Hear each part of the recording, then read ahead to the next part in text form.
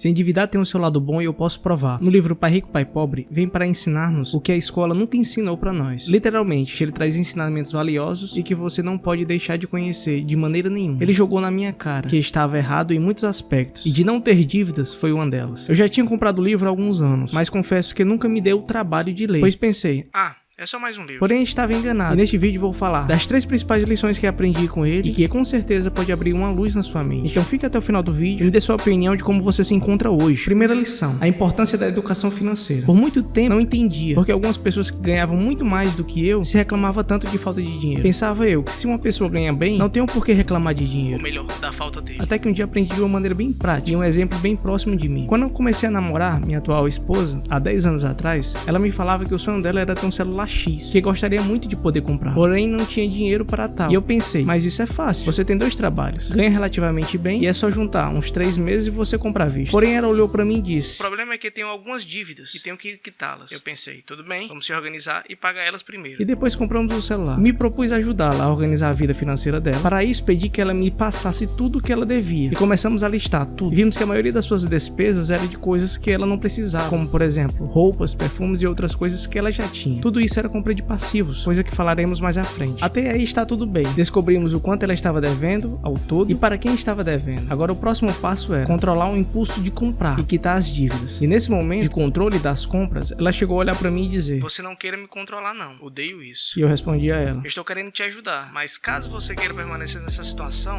aí já é um problema seu. Depois de uma certa relutância, ela aceitou e aos poucos, todos os meses começamos a pagar as contas, até que zerou. E posso falar para vocês, deu um alívio gigante, não só para ela, mas pra mim também. Sensação de ter vencido uma batalha. Depois começamos a acumular, não mais dívidas, mas agora capital. E desde então, ela passou a ser mais econômica do que eu. Então o que eu quero dizer com isso? Muitas pessoas enfrentam dificuldades financeiras porque não têm conhecimento sobre como administrar seu dinheiro e acabam muitas vezes gastando seu dinheiro com passivos ao invés de ativos. Isso obviamente não significa que você não possa comprar uma roupa, um perfume, um celular ou qualquer outra coisa. Mas antes de comprar, se pergunte se você está realmente precisando daquilo ou é só por pura vaidade para querer ter. Ao invés de comprar coisas passageiras que se acabam com o tempo, invista em algo que dura para sempre. Conhecimento, como este livro e alguns outros que estarão na descrição desse vídeo. Segunda lição: ativos versus passivos. Muitas pessoas concentram seu esforço em adquirir passivos, como carros caros, roupas caras e muitas outras coisas supérfluas, em vez de investir em ativos que geram renda para você por toda uma vida. Eu estava vendo esses dias uma matéria no qual dizia: se ao invés de você ter comprado um iPhone, no caso do primeiro em 2007 que custava $499, comprasse esse valor em ações da Apple, no mesmo período você teria em 2019 $5.700. Se tivesse adquirido ações da Apple no lançamento do primeiro iPod em 2001, que custava no seu lançamento $399, você teria em 2019 $58.000, uma rentabilidade de 14.500%. Não falo isso para você jamais comprar algo que você queira, por exemplo um iPhone, mas falo isso para você abrir a sua mente, para pensar 2 vezes antes de colocar o seu dinheiro tão suado. Sei que investir seu dinheiro em uma carteira de ações parece assustador para quem nunca ouviu falar sobre, mas com estudo e dedicação você verá que é muito mais seguro do que você pensa. Não seja empregado do dinheiro, mas faça dele seu empregado. Coloque ele para trabalhar para você todos os dias. Terceira lição: o poder do empreendimento. Muitas pessoas estão presas a uma CLT. Muitas vezes com isso bate uma certa insegurança. E se eu for demitido? O que gera na gente sempre um sentimento de medo, dependência daquele emprego. E o pior de tudo, às vezes você tem um sonho de criar sua própria empresa, de tocar um negócio próprio, mas o medo te barra e te prende no tão conhecido. E se não der certo? Alguns anos atrás, o meu maior sonho era ser concursado. Por muito tempo eu prestei muitos concursos. E desses concursos eu tive a oportunidade de passar em 3. E quando eu comecei a trabalhar, eu vi que não era aquilo pra mim. Não era o que eu imaginava e eu queria liberdade. Mas eu entendo que tem muitas pessoas que o sonho é ser concursado. Por exemplo, na PRF, ser delegado da Polícia Federal, juiz federal. E se esse é o seu sonho, corra atrás, não desista. Mas não foi o meu caso. E eu pedi exoneração para viver a minha vida. Eu me lembro de uma certa vez que vi em alguma reportagem uma pesquisa que foi feita em uma casa de repouso de idosos. Foi perguntado a seguinte pergunta a eles: qual é o seu maior arrependimento na vida? E a grande maioria respondeu que foi o medo de não investirem nos seus sonhos na juventude, com medo do fracasso. Talvez hoje o medo de não dar certo lhe trave, e acredite, não é só você que passa por isso. Porém, em vez de ficar com medo e se der errado, pense, e se der certo? Não estou dizendo para você abrir mão de tudo de uma vez e entrar às cegas, mas para você se preparar e colocar em prática os seus sonhos. Então pense em algo paralelo que possa aumentar sua renda e lhe ajudar a construir uma riqueza a longo prazo. E quem sabe um dia ela ser sua principal fonte fonte de renda. Quarta lição: pensar diferente sobre dívidas. Algum tempo atrás, tinha uma mente muito fechada para dívidas e principalmente sobre empréstimos, e assim me mantive praticamente minha vida inteira. E tinha uma frase que eu costumava falar sempre, que dizia: só faço empréstimo em caso de doenças. Até que certa vez ouvi falar sobre o Elon Musk, onde ele foi muito criticado por alguns empresários pelo fato de não ter pego dinheiro emprestado para investir em sua empresa no início, o que era um erro ele trabalhar com seu capital próprio. E aquilo me intrigou. Logo eu que pensava, pessoas ricas, no caso empresários, não trabalham com dinheiro de terceiros. Mal sabia eu que eu estava pensando, pelo contrário, eles usam e abusam de empréstimos para alavancar mais ainda suas empresas e consequentemente gerar mais dinheiro. Mas cuidado, uma coisa é você fazer dívidas, ou melhor, empréstimos, para aumentar mais ainda seu patrimônio, investindo em ativos e gerar ainda mais receita para você. Outra coisa totalmente diferente é você fazer empréstimos para gastar com passivos. Isso jamais. Então, se é de se endividar, se endivide com ativos, e você sabe que você vai ter um retorno, e ele muitas vezes vai se autopagar. Hoje tem um sócio, no qual quando ele começou o seu negócio, não tinha dinheiro suficiente para começar. Então ele resolveu enfrentar o medo e fazer um empréstimo para começar seu sonho.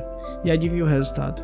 Ele estava fazendo dinheiro. Mas deixo claro, isso não significa que as coisas serão fáceis. Terá altos e baixos. Porém, tem uma frase na Bíblia que gosto muito que diz: Deus nunca lhe dará um fardo que você não consiga suportar. Então, quando as coisas começarem a apertar, não desista e procure por alternativas, e assim as resolva. Há alguns anos atrás eu pensava, certo, mas agora ele está devendo Y e tem que pagar isso. E isso não tem vantagem alguma. Mas hoje já penso diferente e explico para vocês. Vamos supor hipoteticamente que você ganhe R$1.000 todos os meses, nada mais, nada menos. E você tem uma ideia de negócio, vender camisas online, por exemplo. Mas para isso você precisa de R$15.000 para iniciar. E você consegue fazer um empréstimo em um banco e você tem que pagar ao todo com juros o dobro disso. E fazendo uma conta de padeiro, supomos que você dividiu essas parcelas em 60 vezes de R$500. Na minha cabeça de antes eu pensava, tem uma dívida de R$500 todos os meses e uma de 30 mil ao todo. Mas vamos supor que o negócio deu certo e você consiga ter um lucro líquido de R$1.000 a mais por mês. Você tira metade e paga a sua dívida, e o seu salário sai de 1.000 e vai para 1.500. Ou seja, você gerou um meio de renda que, além de se autopagar, dá um lucro. Sem falar que com estudo e dedicação você pode multiplicar muito mais ainda seu negócio. Mas obviamente pode ser que dê errado, então se planeje da melhor maneira possível. Tem uma frase que gosto muito que diz: não tenha pressa, mas não perca tempo. E por último, mas não menos importante, o papel da mentalidade financeira. Muitas pessoas têm crenças e mentalidades negativas em relação ao dinheiro, como o medo de correr riscos financeiros. E um livro que é de fundamental leitura também, que aborda muito sobre esse tema, é O Segredo da Mente Milionária. Estará também na descrição desse vídeo. O medo de perder dinheiro é um sentimento muito maior que a vontade de ganhar. Você é dominado pelo e se. Mas imagine da seguinte maneira: não sabemos até quando vamos viver. Se vamos morrer daqui a alguns segundos ou daqui a alguns anos. Imagine que você não irá muito longe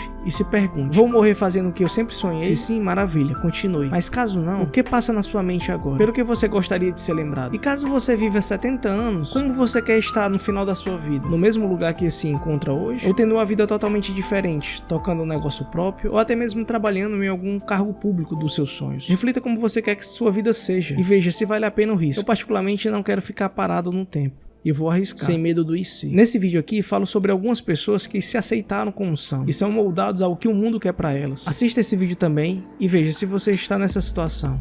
Tenho certeza que fará você refletir. Inscreva-se no canal, deixe o seu like e comente qual é o seu grande sonho e o que fará a partir de hoje para realizá-lo.